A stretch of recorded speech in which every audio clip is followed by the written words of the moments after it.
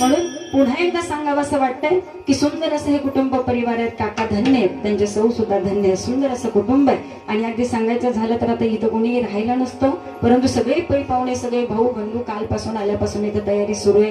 सुंदर sound system असेल, मंडप असेल, जेवणाचा खर्च असेल. आता ईश्वराच्या कृपेनं सगळी लोक अतिशय सुशिक्षित आहेत, नातवंड छान शिकलेली आहेत आणि सुंदर असा कुटुंब परिवार पुढे कार्यरत आहे. मायबापूंनी केलेली सेवा, हे केलेलं दान कधी वाया जात नाही. त्याचं फळ सुद्धा आपल्याला डोळ्याने पुढे बघायला मिळतंय. आणि तेच कुटुंब म्हणजे त्यांचे नातवंड असतील, भाऊ असतील, प्रकृतीने अतिशय सुंदर स्वभावाने अतिशय गोड असंही विधाते कुटुंब परिवार. त्यामुळे पुन्हा एकदा तुम्हा सर्वांचे मी धन्यवाद व्यक्त करते. आजच्या कीर्तनाकरता, सुंदर अशी गायनाची साथ देण्याकरता माझे विद्यार्थिनी श्रेया बोधे असेल, खटावचं वैभव आणि जे सुंदर असं कीर्तन करतात, सुंदर गायन करतात आमचे ज्ञानेश्वर महाराज, ते सुद्धा आज इथे उपस्थित राहिले. अंधेरीवरून आलेल्या साक्षी असेल, मृणाली असेल, त्या दोघी बहिणी तेही आज इथे उपस्थित राहिल्या. त्यांचे वडील तेही आज इथे उपस्थित आहेत. अंधेरीवरून आलेले तात्या असतील आणि खटाव भजनी मंडळ असेल, आंबलेवाडीवरून असलेले काका असतील आणि मृदंगाचारी आमचे समीर दादा, तेही आज अंधेरीवरून येत आहे. तुम्ही सर्वांनी शब्दाला मान दिलात आणि या कार्यक्रमाकरता इथे उपस्थित राहिलात, त्याबद्दल मी विधाते कुटुंब परिवारामार्फत तुमचे शतश आभार व्यक्त करते. सुंदर अशी साऊंड सिस्टीम आहे, तर दादांच्याही चरणाशी नतमस्तक होते. आणि आपणही प्रेमानं काकांच्या स्मरणाप्रित्यर्थ प्रेमापोटी आज इथं पोहोचलात. कीर्तन निमित्त 1 तास आपण कीर्तन ऐकणार आहोत. इथं कोणाचंही कीर्तन असतं तरी तुम्हाला ऐकावंच लागलं असतं, परंतु योगायोग इतका सुंदर आहे की मलाही छान वाटते की माझ्या घरातल्या व्यक्ती करता आज मला त्यांची मुलगी म्हणून, नात म्हणून आज इथे कीर्तनाला उभं राहता येत आहे. त्यामुळं मी तुम्हा सर्वांचे शतश आभार व्यक्त करून मी माझ्या सेवेला प्रारंभ करते. विठ्ठल विठ्ठल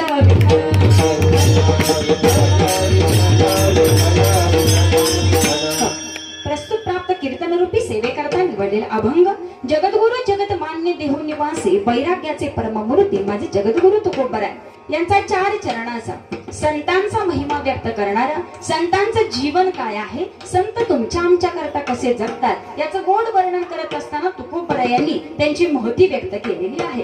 तुकोबरायांनी सांगावं, संत हे आमच्या करता कोण आहेत? तुम्ही संत माय बाप, कृपावंत, कृपा करणारे, आई वडिलाची जागा घेणारे आणि आमच्या जीवनाचा उद्धार करणारे, आपल्या बाळाची लेकराची काळजी करणारे असे संत हे आमचे मायबाप आहेत असं तुकोबराय सांगतात. त्यांच्याबद्दल काय सांगावं? संतांचं येणं पृथ्वी तलावरती कशा करता झालं? अवतार तुम्हा धराया कारण उद्धराया जन जड जीवा. अजून काय बोलावं महाराज? अज्ञान जीवाचा उद्धार करण्याकरता, अज्ञानी जग ज्ञानी करता, या ज्ञानी करण्याकरता हा संतांची तळमळ महाराज आम्हाला त्यांच्या चरित्रातून दिसून येते. म्हणून म्हणजे जगद्गुरु तुकोबराय सांगतात, इथं सुख वाढलं पाहिजे, भक्ती वाढली पाहिजे, भाव वाढला पाहिजे, धर्म वाढला पाहिजे, धर्माचं रक्षण झालं पाहिजे, संस्कृतीचं रक्षण झालं पाहिजे आणि कुळाचार नाम विठोबाचे, विठ्ठलाचं नामस्मरण करण्याकरता, त्याचाच उपदेश देण्याकरता या संतांचा अवतार आहे. म्हणून तुकोबराय सांगतात, संत कसे आहेत? संत हे चंदनासारखे आहेत. चंदनासारखे गुण माझ्या संतांच्या अंगी आहेत. म्हणूनच यांना जगामध्ये संत असं म्हणलं जातं. विठ्ठल विठ्ठल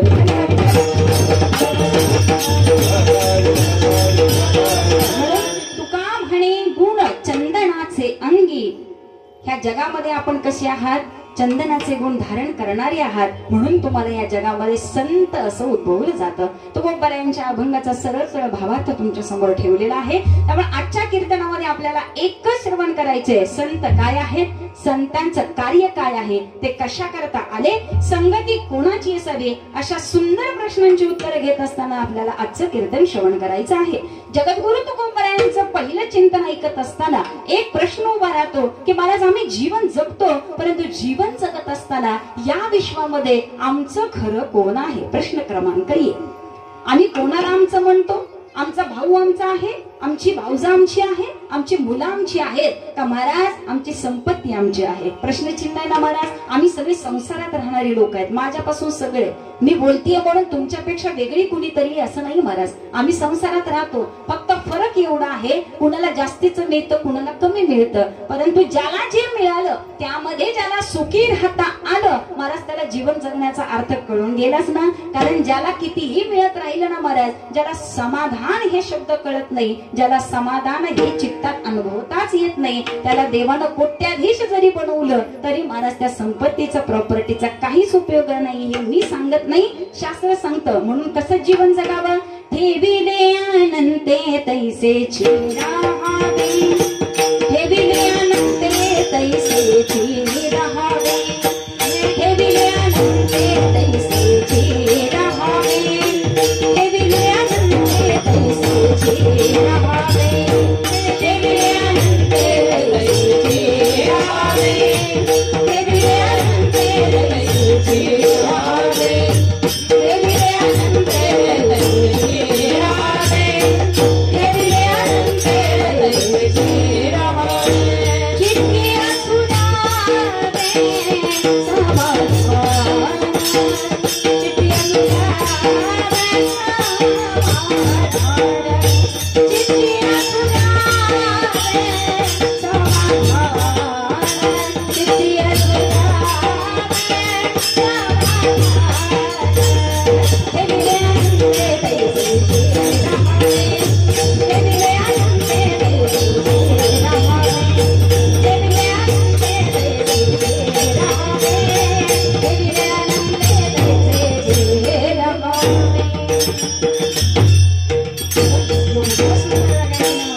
मूळ मंत्र कळाला. कोणाला कमी मिळतं, कोणाला जास्तीच मिळतं. ठीक आहे ना. कोणाला मुलं आहेत म्हणून टेन्शन आहे, कोणाला मुलं नाहीत म्हणून टेन्शन नाही, असमाधानी आहेत. कोणाला मुलं आहेत मुलगी नाही म्हणून असमाधानी आहेत, कोणाला नुसत्याच मुली आहेत मुलगा नाही म्हणून असमाधानी आहेत.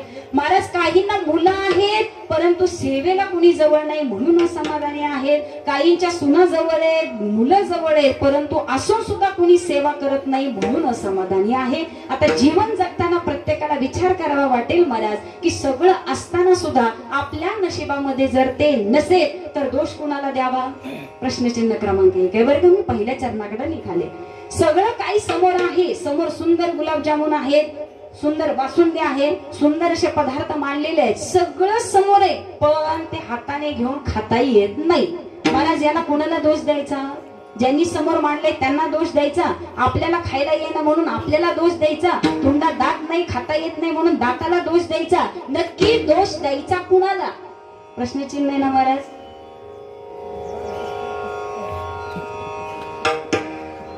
याच्याकरता पुन्हा विचार करावा लागतो महाराज. याला आपल्याला ते सुख आपल्या प्रारब्धात असावं लागतं. आपल्या प्रारब्धात जर ती वस्तू नसेल महाराज तर तुम्ही तिच्यासाठी कितीही प्रयत्न करा ते तुम्हाला मिळणार नाही. 4 मुलं समोर आहेत परंतु सेवेला एकही नाही, आई वडिलांकडे डुंकून बघायला तयार नाही, अशी सुद्धा केसेस महाराज आम्ही समाजात बघतो. त्यावेळी वाईट वाटतं. अशा वेळी ती आई पुन्हा पुन्हा सांगत असते, पुन्हा पुन्हा सांगते, पुन्हा पुन्हा सांगते, मी तुझ्यासाठी जीवन जाळले बाळा, तुने नाही पाणी वाजले, मी तुझ्यासाठी जीवन जाळले बाळा, तुने नाही पाणी वाजले, मी तुझ्यासाठी जीवन जाळले बाळा, तुने नाही पाणी वाजले, मी तुझ्यासाठी जीवन जाळले.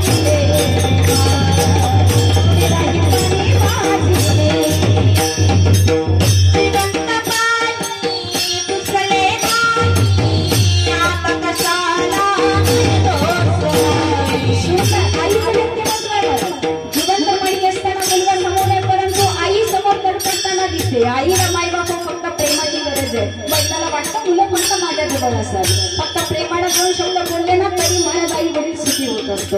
आईचं व्यक्तिमत्व जिवंतपणे होतं तवर कधी आई म्हणला नाही आणि मेल्यानंतर समाजामध्ये मात्र छाती बडवून बडवून महाराज आई आई करून रडायला लागला. रडण्याला काही अर्थ आहे का महाराज? नाही. अशा वेळी एक आईचं व्यक्त करण्याकरता मायबाप या कवितेमध्ये हे कवी सांगून जातात, जिवंत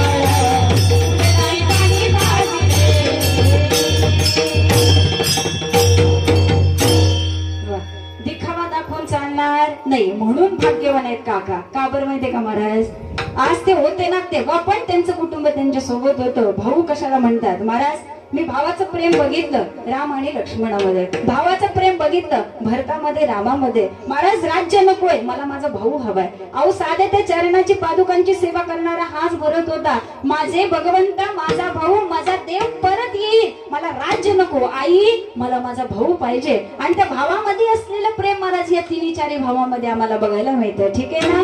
कुणीही आपल्या कार्यामध्ये कार्यरत राहतो, मोठा होतो, परंतु आज कितीही मोठा झाला तरी महाराज आपले जुने दिवस विसरता कामाचे नाही. कारण प्रत्येक जण हा शून्यातनं मोठा झालेला असतो.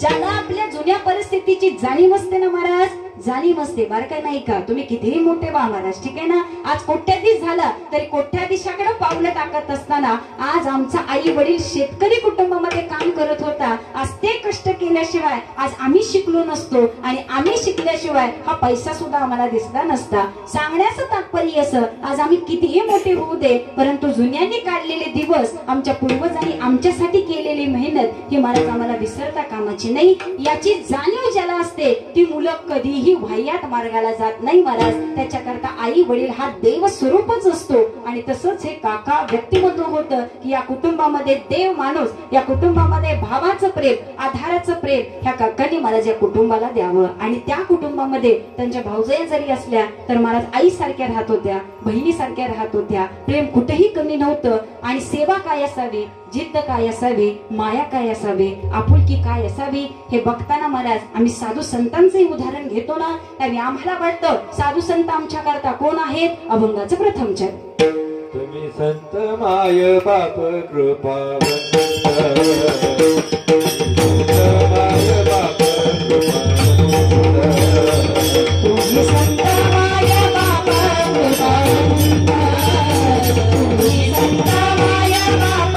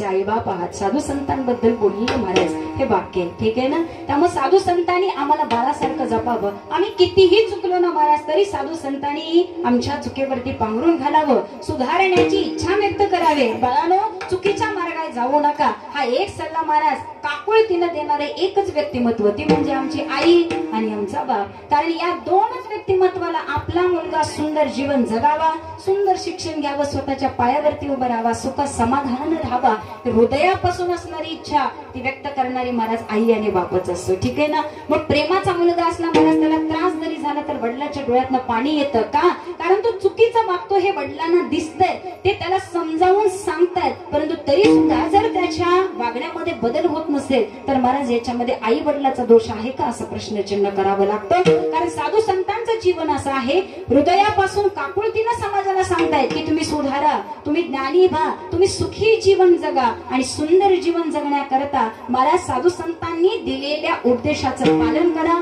साधू संत रात्रंदिवस ओरडून सांगतायत, परंतु ज्याला हे कळत नाही, जो आहे तसा वागतोय. मला साधू संत सुद्धा त्याच्याबद्दल पुढे काही बोलू शकत नाही. शेवटी तुझं जीवन, तुझी जिंदगी, तुला कशी जगायची तशी जग. शेवटी आई वडील हेच वाक्य वापरतात आणि त्याला त्याच्या कर्मावरती प्रारब्धावरती सोडून देतात. म्हणून शास्त्र असं सांगतं महाराज, जीवन जगत असताना आम्हाला एका गोष्टीकडे लक्ष द्यायचे, ठीक आहे ना. इतकं सुंदर आयुष्य जगा की हे जीवन जगत असताना आम्हाला कुणाला घाबरायची गरज नाही. महाराज आयुष्यामध्ये तीच व्यक्ती घाबरते, त्याच व्यक्तीला भीती वाटते ज्याचं कर्म चुकतंय, ठीक आहे ना. त्याला वाटतंय की मी जगाला दाखवतोय सुंदर वागतोय, चांगला वागतोय, परंतु आतलं हृदय आणि आतलं मन हे त्याच व्यक्तीला म्हणते, ठीक आहे ना. म्हणून जाता जाता एक महत्वाचं वाक्य सांगून जाते, आयुष्यात इतकं सुंदर जगाना. एक वेळ जगानं तुमचं कौतुक नाही केलं तरी चालेल, परंतु स्वतःच्या आत्म्याशी प्रामाणिक राहा, स्वतःच्या भगवंताशी प्रामाणिक राहा. आत्मा आणि भगवंत वेगळा नाही महाराज. शेवटी इथं जरी गेलो तरी पुढे आम्हाला जाऊन देवाला तोंड द्यायचे. वरती आम्हाला प्रश्न विचारले जाणार आहेत.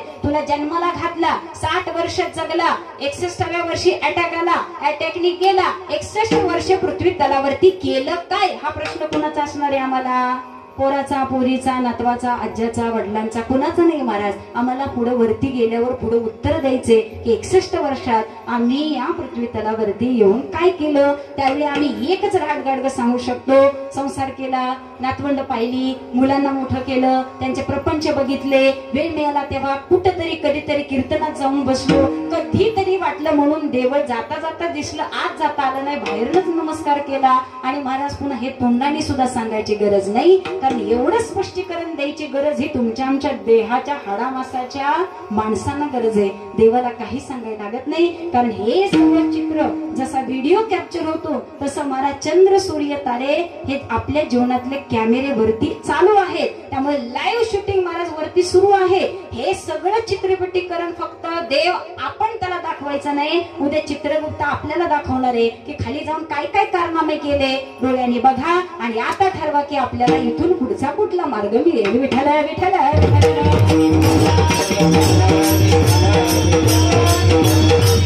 हे मी मनाचं सांगत नाही. गरुड पुराण ग्रंथ वाचा, त्याच्यामध्ये तुम्हाला हे सगळं मिळेल. काय केल्यानंतर काय चुकीचं, काय पाप, त्याच्यानंतर काय प्रायश्चित्त, हे सगळं त्याच्यामध्ये तुम्हाला ऐकायला मिळेल. म्हणून जाता जाता सांगून जाते, एक वेळ देवाला घाबरू नका, एक वेळ आई वडिलाला घाबरू नका, एक वेळ पतीला घाबरू नका, एक वेळ महाराज आपल्या लोकांना घाबरू नका. फक्त घाबरा त्या आपल्या कर्माला. आपण काय कर्म करतो ना त्या कर्माची फळं आपल्याला मिळणार महाराज. ज्याचं सुंदर कर्म महाराज त्याचं जीवन असंच होणार, त्याच्या वर्ष शब्दाला कीर्तन होणार. तो गेल्यानंतर कुणीतरी त्याच्याबद्दल बोलताना डोळ्यातनं पाणी येणार. त्याच्याकरता सातारा, पुणे, मुंबईवरून मित्र का आम्ही एकत्र दिवस काढले आणि त्यांच्याकरता जाणं गरजेचंच आहे. आणि मी पोचणार हे शब्द सुद्धा तोंडात नाही गेला महाराज, भाग्य लागतं का? कारण काहींचं जीवन असे इतकं खराब जीवन जगतंय महाराज. शेजारचं माणूस सुद्धा म्हणते काय त्याच्या वर्ष श्राद्धाला जायचंय, आयुष्यात होता तेव्हा कधी तोंडाकडे बघितलं नाही, कधी नीट बोलला नाही, आता मेल्यावर काय त्याच्या वर्ष श्राद्धाला जायचं. असंही काहींचं जीवन आहे महाराज. म्हणून पुन्हा पुन्हा सांगावंसं वाटतं, सुंदर जीवन जगा. कारण देवानी सांगितलं, किती सुंदर सुंदर हे जगदाने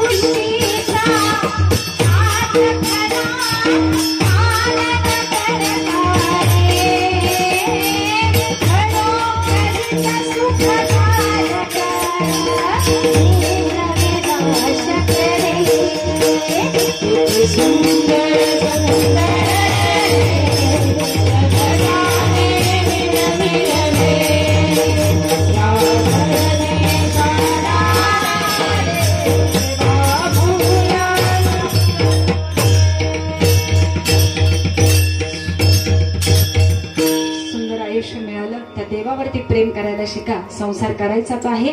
केलेली हातात आलेली कामं कुणालाही सोडायची नाहीत महाराज, ठीक आहे ना. प्रपंच करायचा आहे, वाढवायचा आहे, सुंदर